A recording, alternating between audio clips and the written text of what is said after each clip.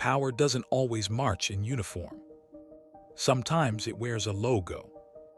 It signs contracts instead of treaties, carries clipboards instead of flags, and moves quietly through airports, oil fields, prisons, and war zones. While nations debate budgets and borders, something else grows in the shadows, paid, organized, disciplined, and global. An army you were never asked to vote for. An army that doesn't swear allegiance to a flag, but to a balance sheet. So here's the question that changes everything. What happens when the largest military force on Earth isn't a country at all? The company at the center of this story is called G4S. Or rather, was called G4S, before it merged into an even larger giant known today as Allied Universal. On paper, it's a security company. In reality, it is one of the most powerful private forces ever assembled. At its peak, G4S employed over 800,000 people. That is larger than the combined active-duty armies of the United Kingdom, France, and Germany. Larger than most nations' military forces. And unlike a country, it operates in more than 100 countries simultaneously. From guarding nuclear power plants in the United States, to protecting oil fields in Iraq, to transporting prisoners, managing detention centers, and securing embassies, corporations, ports, airports, and borders. G4S became embedded in the infrastructure of modern life. It generates around $20 billion in annual revenue. It protects over 400 Fortune 500 companies. And when billionaires, governments, or global corporations face danger in unstable regions, they don't call the police. They call this company. But the real story of G4S is not about guards at gates or uniforms at doors. It's about privatization, outsourcing power, and a global system that quietly decided that force itself could be rented. Because once security becomes a service, control becomes a product. And the moment governments outsource protection, they also outsourced responsibility. To understand how this invisible army came to exist, we have to go back to its origins, to a time when fear, economics, and opportunity quietly aligned. The invisible army did not begin with guns, armored vehicles, or war zones. It began with keys. In the early 1900s, Britain was industrializing at speed. Factories expanded, banks multiplied, warehouses filled with goods that symbolized a growing empire. And where value accumulates, fear follows. The original foundation of G4S can be traced back to Group 4, founded in 1901 in Copenhagen, and Securitas, which later shaped the European private security model. Their early mission was simple: guard property, transport cash, protect assets. Not nations, not borders, assets. This distinction mattered. As governments focused on wars and politics, private firms quietly filled a growing gap, protecting the machinery of capitalism itself. Cash-in-transit vehicles replaced armed escorts. Uniformed guards replaced trust. Security became an operating cost. By the late 20th century, economic pressure reshaped everything. Governments were cutting budgets. Public services were shrinking. And neoliberal policy, especially in the UK and US, pushed one powerful idea: if the private sector can do it cheaper, let them do it. This was the seed. In 2004, two giants merged, Group 4 Falcon Securica. The result was G4S, a company born not from innovation, but from consolidation. Not from new technology, but from scale. With each merger, G4S didn't just grow in size, it grew in authority. It gained contracts to guard airports, manage prisons, handle deportations, and transport prisoners. Tasks once considered the exclusive domain of the state. This was the invisible architecture forming. a system where force was no longer monopolized by governments, but licensed. Early decisions locked in a dangerous advantage. G4S positioned itself not as a replacement for government, but as a buffer between the state and its most controversial responsibilities. And buffers are powerful because they absorb blame. What began as guarding doors quietly evolved into guarding systems. And once a company becomes essential to the system, it becomes very hard to remove. The foundations were laid. The contracts were signed. And the next phase would transform a security firm into something far more consequential. Because history would soon provide the perfect catalyst. War, instability, and fear on a global scale. The turning point did not arrive quietly. It arrived in smoke, urgency, and emergency contracts. After September 11, 2001, the world reordered itself around security.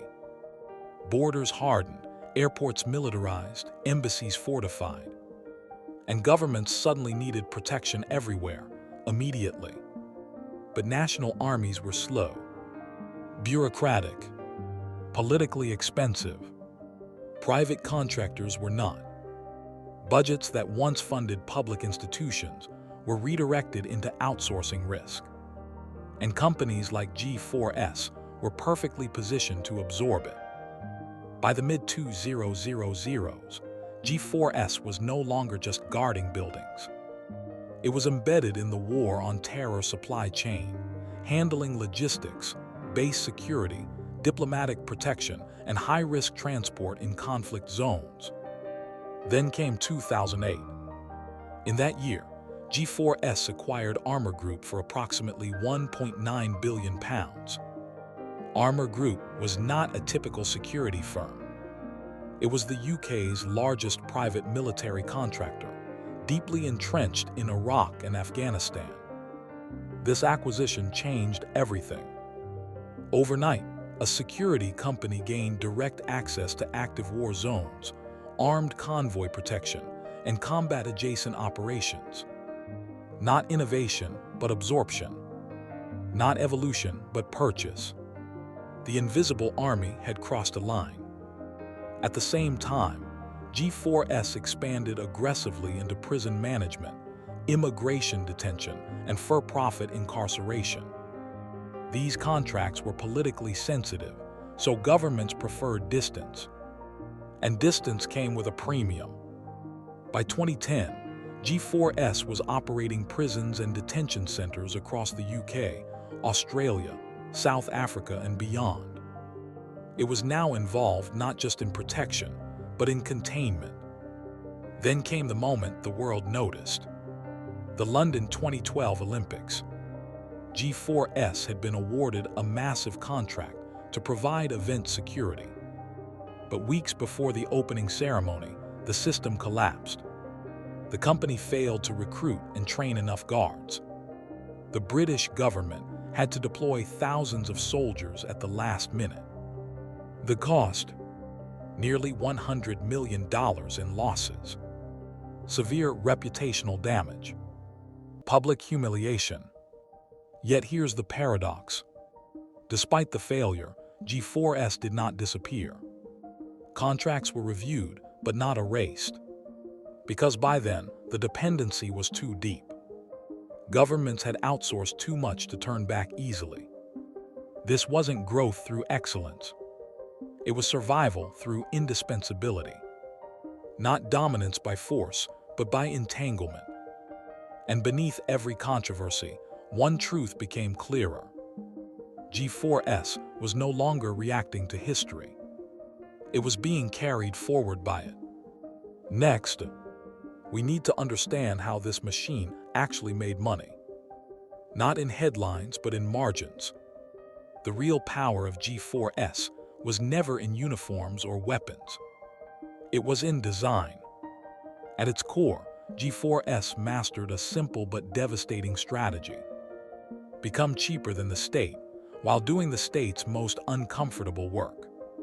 This is the privatization loophole. When governments deploy soldiers, Every failure becomes a political scandal. Every casualty has a flag. Every mistake has a minister attached to it. But when a contractor fails, the language changes. It becomes a service issue, a logistical error, a line item gone wrong. Responsibility dissolves. This is why governments love private military and security companies. They offer plausible deniability. And G4S built its empire on that silence. Financially, the model is elegant. Long-term contracts, guaranteed renewals, cost-plus pricing that rewards scale, not quality. Margins were thin per guard, but massive in aggregate. Hundreds of thousands of employees, paid modest wages, deployed across high-risk regions. Profit wasn't made on excellence. It was made on volume. Then there's the Fortune 500 factor. Over 400 of the world's largest corporations rely on G4S for protection in unstable regions. Oil companies, mining giants, financial institutions. For them, security is not about safety. It's about continuity. A shutdown costs more than a contract. And G4S positioned itself as the invisible insurance policy of global capitalism. This is the hidden engine of profit. Fear converted into recurring revenue. Every conflict, every crisis, every political collapse, not as opportunity, but as demand. And demand, once institutionalized, rarely disappears. But systems don't exist in spreadsheets alone. They reshape lives. They rewrite identities. And to understand the true cost of this invisible army, we have to look at the people inside it and beneath it.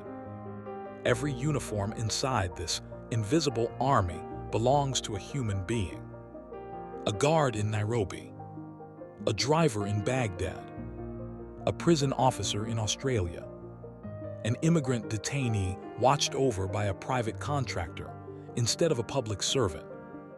With over 800,000 employees, G4S was not just a company, it was a labor ecosystem, often recruiting from economically vulnerable regions, offering stability in places where options were limited. For many workers, the job meant survival. For others, exposure to risk without the protections of a national military. Lower pay, fewer benefits, ambiguous accountability. And for those on the other side of the uniform, the prisoners, migrants, protesters, and civilians, the experience often blurred the line between public authority and private power. When a soldier acts, there is a doctrine. When a police officer acts, there is a badge. When a contractor acts, there is a contract. This changes behavior.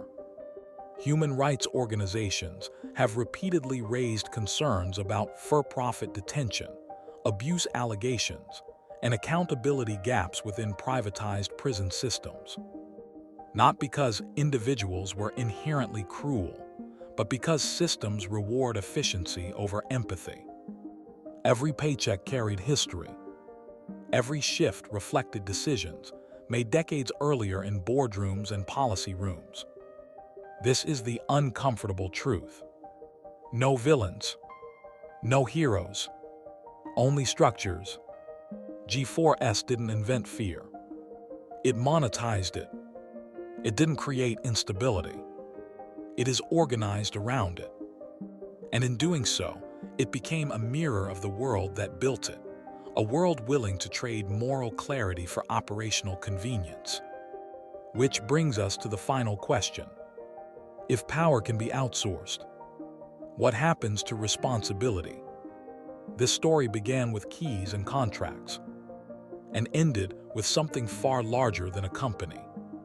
G4S showed the world that force no longer needs a flag. That control can be scaled, priced, and renewed annually. That the most powerful armies of the modern age may never march. They simply clock in. Today, under the banner of Allied Universal, the system continues, quieter, larger, more embedded than ever. The uniforms may change, the logos may evolve, but the architecture remains. An invisible army, larger than the British military, operating in the space between fear and profit. So the question is whether this system exists. It does. The question is whether we understand the world we've built and who we've allowed to guard it. If this story changed how you see power, security, and money, share your thoughts in the comments. Like the video if it made you think. Subscribe if you want to explore the hidden systems shaping our world. Because the most important forces in history are rarely announced. They're contracted,